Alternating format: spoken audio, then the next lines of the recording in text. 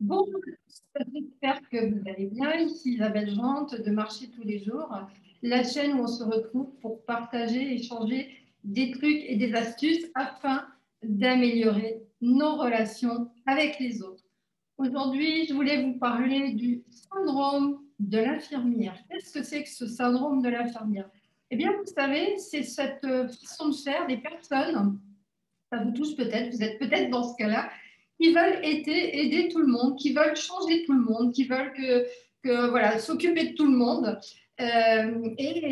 porter un petit peu, on va dire, la misère du monde. Et ce qu'il faut savoir, que ce n'est pas votre rôle de porter la misère du monde sur vos épaules, parce qu'il y a des spécialistes qui s'occupent de ça. Vous avez des assistantes sociales qui s'en occupent très bien pour des personnes qui sont vraiment dans le besoin. Vous avez des psychologues aussi. Euh, donc voilà, après, on va me dire, ah ben oui, mais les psychologues, je comprends. Attendez, mettez pas les gens dans une case. Vous allez avoir effectivement des psychologues classiques, rigides, etc., qui vous ramènent tout le temps dans votre problème et puis 10 ans, 10 ans après, vous y êtes encore parce qu'ils vous ramènent tout le temps dedans. Puis vous avez des psychologues qui vont effectivement regarder où est le problème, vous aider à en sortir. Voilà, et le but du jeu, c'est de vous aider effectivement à sortir d'un souci. Et si ces gens-là sont psychologues, c'est parce que justement, ils comprennent le fonctionnement de vos pensées. Mais ce sont des personnes qui peuvent vous aider. Alors, vous avez aussi des coachs, mais aujourd'hui, eh bien, je pense que comme moi, vous vous êtes rendu compte qu'il y a autant de coachs que de gens qui ont des compétences pour parler de la pandémie. Donc, bien effectivement, de cette façon-là aussi, de ce côté-là aussi, si vous avez envie de vous faire soutenir par des personnes, débrouillez-vous pour aller voir, vous rendre compte si cette personne sait effectivement comprendre comment ça fonctionne et vous aider. Donc, si vous êtes dans le centre de l'infirmière, vous voulez changer tout le monde, vous savez, on rencontre parfois des couples où vous en avez un qui vous dit oh, mais je me suis mis avec cet homme, il boit de l'alcool, il fume, et puis de toute façon, par amour, je vais arriver à le changer. Non, ça ne marche pas.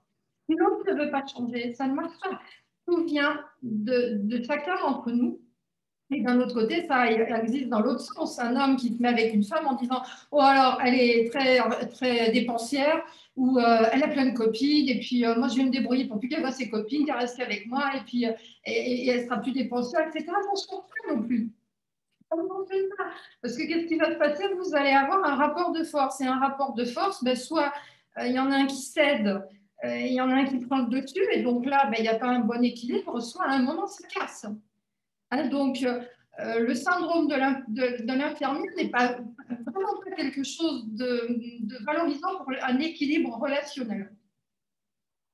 Alors, si vous êtes dans ce syndrome-là, si vous avez tendance à faire ça avec les gens, c'est vraiment que vous êtes très égoïste. Parce que si vous ne savez pas aider les gens à sortir de cette spirale-là, est-ce que franchement, est-ce que vous trouvez que quand ils sont dans des fonctionnements comme ça qui sont négatifs pour leur santé, qui sont négatifs pour leur état mental, hein, le fait de se sentir mal, d'être tout le temps en dépression, etc. Est-ce que vous avez l'impression qu'ils se sentent bien, ces gens-là? Non. Eh bien, quand vous avez le syndrome de l'infirmière, que vous les écoutez, alors le syndrome de l'infirmière est plutôt là pour aider les gens, essayer de les aider. Mais si vous êtes juste là en écoute et que vous ne savez pas faire autre chose que les écouter pour les aider à en sortir, vous êtes en train de les conforter dans le fait qu'ils ont raison de se comporter comme ça. Puisque vous écoutez, vous n'êtes pas en train de dire non, il faut que tu sortes de là, il faut que tu arrêtes de faire ça. Et en fait, qu'est-ce qui va vous arriver? Eh bien, cerise sur le gâteau, vous allez vous laisser plomber. Qu'est-ce qui vous arrive quand vous parlez avec des gens qui sont comme ça, qui ne sont pas bien dans leur tête, qui se sentent mal? Alors, c'est pas parce qu'on n'est pas bien dans sa tête qu'on est fou, on est bien d'accord, parce qu'aujourd'hui, il y a beaucoup de burn-out parce que les gens se sont vidés de leur énergie, ils sont complètement épuisés psychologiquement et physiquement. C'est pas parce qu'on est fou, mais si vous avez quelqu'un voilà, qui est dans cette spirale-là, eh bien, vous êtes en train de l'écouter, il a l'impression que c'est ce qu'il faut faire, se plaindre. Et est-ce que vous êtes en train d'aider? Non. Et vous êtes en train de vous laisser plomber. Comment vous vous sentez après un entretien comme ça? Il faut que vous ayez le courage de dire non, tu ne m'auras pas encore. Bien sûr, vous n'allez pas dire ça à la personne de cette façon-là. Dès que la personne commence à partir dans du négatif, partez sur un sujet qui change. ah, comment vont les enfants. Et puis, j'ai vu le chien qui courait après une souris, j'en sais rien, un truc qui est marrant. Vous changez la personne de cet état d'être. Et si elle ne veut rien entendre, mais vous laissez tomber. C'est pas une amie. Récemment, je parlais avec quelqu'un, j'ai une amie. Ah ben alors, il va encore falloir que je lui parle, parce que quand je lui parle, elle me plombe, elle a tellement de problèmes que moi, je ne sais plus comment faire. Je lui dis, mais est-ce que tu es en train de me dire que tu es une amie? C'est vraiment une amie. Et en creusant un petit peu, mais en fin de compte, non, c'est juste une connaissance. Mais pourquoi est-ce qu'on se laisse faire? Eh bien, parce qu'on culpabilise.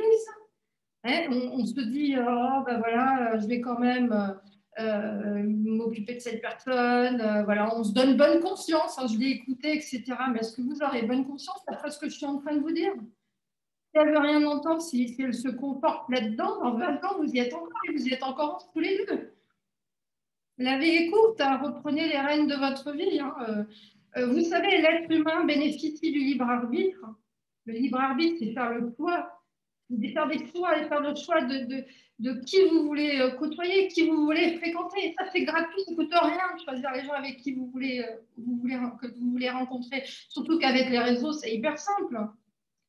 La bonne nouvelle, c'est que vous bénéficiez du libre arbitre, mais cette personne-là, elle bénéficie aussi du libre arbitre.